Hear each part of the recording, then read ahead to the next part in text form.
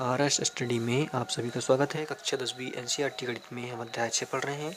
आज हम प्रश्नावली 6.2 का प्रश्न क्रमांक 5 हल करेंगे। तो दोस्तों, प्रश्न बड़ा ही आसान प्रश्न है। प्रश्न कहता है, आकृति 6.20 में DE समांतर OQ है और DF समांतर OR है। दर्शाइए कि EF समांतर QR है। तो हमें इस प्रश्न में एक आकृति इस तरह की दी गई है 6.20। तो यहाँ पे एक त्रिभुज बना हुआ है PQR, ठीक है। तो इस त्रिभुज में एक अन्य त्रिभुज बना हुआ है EDF और दूसरा बना हुआ है QOR, ठीक है।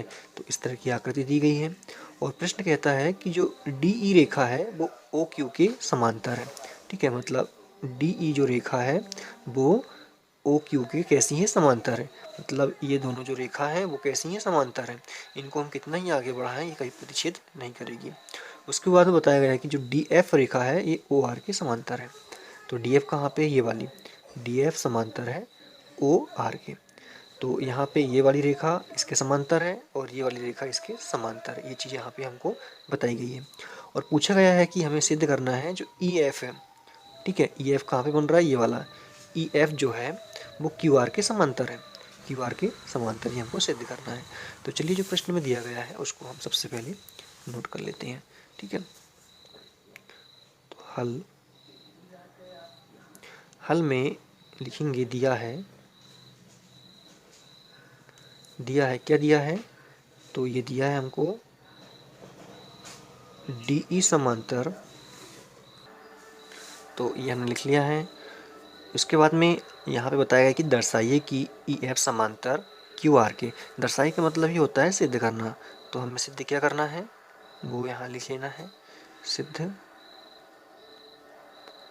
करना है, क्या सिद्ध करना है, तो EF समांतर है QR के। ये हमको क्या करना है, सिद्ध करना है, ठीक है। तो चलिए इसको हम सिद्ध कर लेते हैं। तो सबसे पहले हम प्रश्न में जो आकृति दी गई है इसको देखते हैं।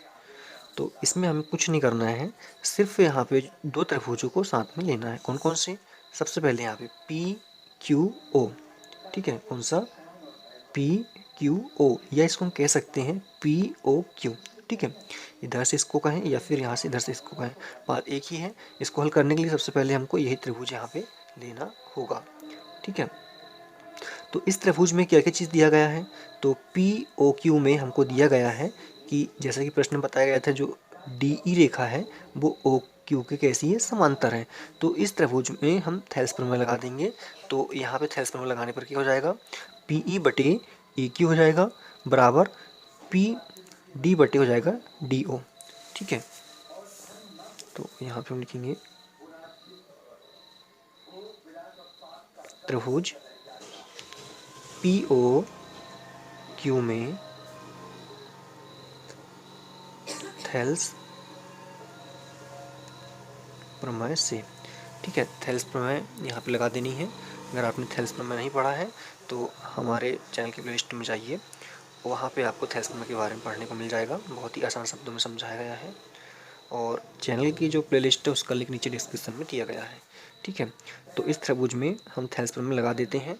तो थेल्स प्रमेय क्या कहती है इसके आधार पर, तो इसके आधार पर थेल्स प्रमेय कहती है कि PE बटे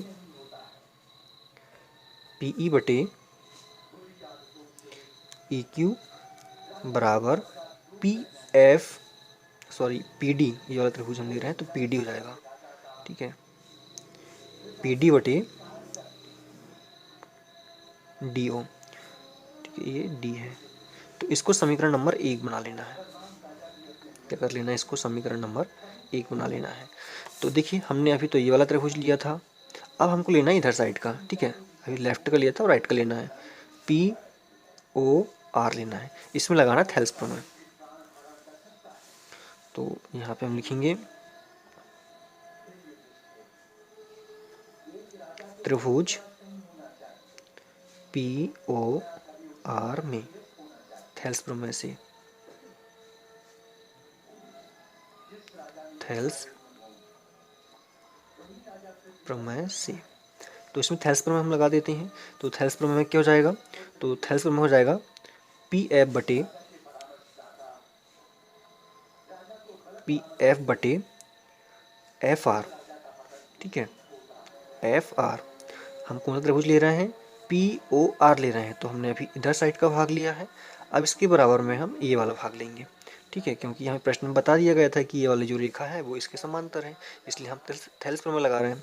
तो ये हो जाएगा क्या, ये हो जाएगा पी डी बटे डी ओ, डी ओ। अब इसे समीकरण नंबर 2 बना लेना है। तो इसमें हम देख रहे हैं कि समीकरण 1 में जो पी डी बटे डी ओ है और इसमें पी डी बटे डी ओ है, मतलब दोनों कैसे हैं, बराबर हैं।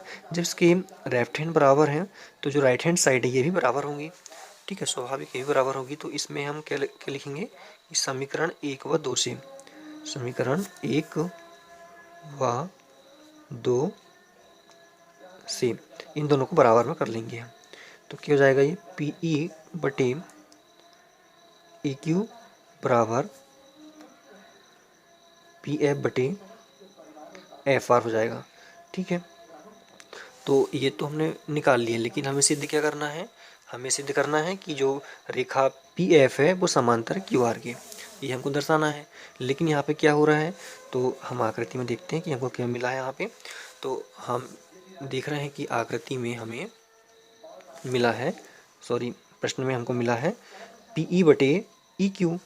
तो पी ई बटे ई क्यू ये वाली लाइन मिल चुकी है। उसके बाद बराबर बताया गया है कि पी एफ मतलब यहाँ पर ये वाली लाइन बटे पी आर या एफ आर। तो पी एफ बटे एफ आर है, मतलब इसका जो रेखाओं का जो अनुपात है दोनों का ये कैसा बराबर आ रहा है यहाँ पे। तो इसमें अब हम लगाएंगे प्रमेय नंबर 6.2 जो कि थेल्स प्रमेय के विपरीत में है, ठीक है।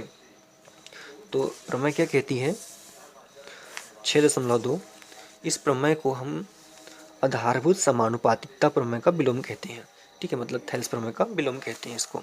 तो प्रमेय कहती है यदि एक रेखा किसी त्रिभुज की दो भुजाओं को एक ही अनुपात में विभाजित करे, तो यहाँ पे इस त्रिभुज को, ठीक है, इस त्रिभुज को कैसी कर रही हैं, समान अनुपात में विभाजित कर रही हैं।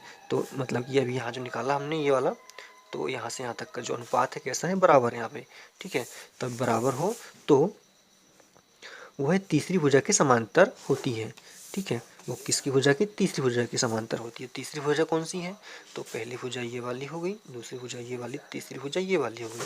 तो तीसरी भुजा के समांतर कौन सी भुजा है, ये वाली भुजा है, ठीक है। तो हम कह सकते हैं इसलिए ई एफ समांतर है क्यू आर के। तो क्यों समांतर है, ये है प्रमेय 6.2 से, ठीक है। स्पष्टीकरण भी यहाँ पे हमने दे दिया है। तो इस तरह से हमारा ये प्रश्न सॉल्व होता है, बहुत ही आसान प्रश्न है।